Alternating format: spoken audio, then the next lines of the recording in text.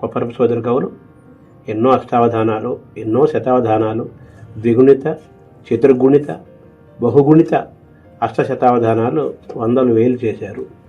మరి అవధాన విధానం ఏ విధంగా ఉంటుందంటే, అన్నదమ్ములు ఇద్దరు, వెంకట సుబ్బరాయ కవి, వెంకటరమణ కవి ఇద్దరు వేదిక పైన కూర్చున్నప్పుడు సింహంలాగా ఉంటారన్నమాట. అవధానంలో ఒకసారి అవధాన వేదిక పైన వాళ్ళు కూర్చున్నారంటే పూర్తిగా అంతా పద్యాల్లోనే మాట్లాడుకుంటారు. పద్యాలు అంతా పద్యాలమయం.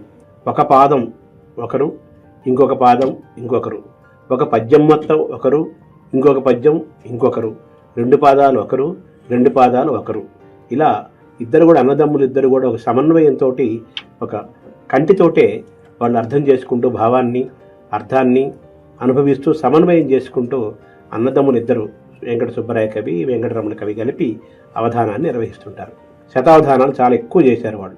శతావధానం ఎలా చేసేవాళ్ళు అంటే, ఎక్కువ శతావధానాలు రోజుకి ఒక శతావధానం, ఒక రోజులోనే ఒక శతావధానం సంపూర్ణం చేసేవాళ్ళు. ఆ విధానం ఎలా ఉంటుందంటే, మధ్యాహ్నం భోజనం చేసి 1 గంట 2 గంటలకి వాళ్ళు వేదిక పైన కూర్చునేవారు. అప్పటికే పుచ్చకులు 100 మంది పుచ్చకులు చుట్టూ సిద్ధమయ్యేవారు. మధ్యాహ్నం 1 గంట 2 గంటకు ఒకసారి వేదిక పైన కూర్చుంటే, శతావధాన వేదిక పైన కూర్చుంటే అర్ధరాత్రి 12-1 గంట కల్లా శతావధానం సంపూర్ణమైపోయేది. అంటే ఆ ఇచ్చిన 100 అంశాల తాలూకు పూరణ, ధారణ అన్నీ సంపూర్ణమైపోయాయి. అవధానం అంతా అయిన తర్వాత ధారణ చేస్తారు కదా, అంటే ఆసువుగా చెప్పిన 25 పద్యాలు తీసేస్తే మిగతా 75 పద్యాలు చెప్పడం అనేది శతావధానంలో విధానం.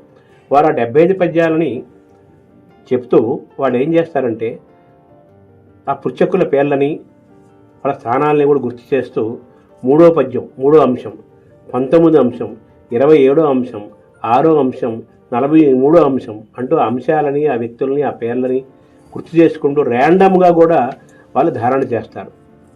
100 నుంచి 1 దాకా, 1 నుంచి 100 దాకా, మళ్ళీ ఇలాగ ర్యాండమ్గా 3 రకాలుగా పద్యాలు ధారణ చేసి ఆ శతావధానం సంపూర్ణమైన తర్వాత ఆ పిలిచిన వాళ్ళు సంస్థానాధీశులు కావచ్చు, ఎవరైనా ఆ పెద్దలు కావచ్చు, అవధానం సంపూర్ణమై విజయవంతమైన తర్వాత అద్భుతమైన సత్కారం, ఘన సత్కారం వారు జరుగుతుంది.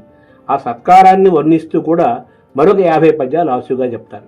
అంటే 100 పద్యాలతో శతావధానం పూర్తి చేసి ఇంకొక 50 పద్యాలతో మొత్తం ఆ శతావధాన విధానాన్ని, సత్కార విధానాన్ని, వాటన్నిటి కూడా వర్ణించుకుంటూ ఇంకో 50 పద్యాలు చెప్తారు. ఇదంతా కూడా కేవలం 10-12 గంటల్లో సంపూర్ణం అవుతుంది.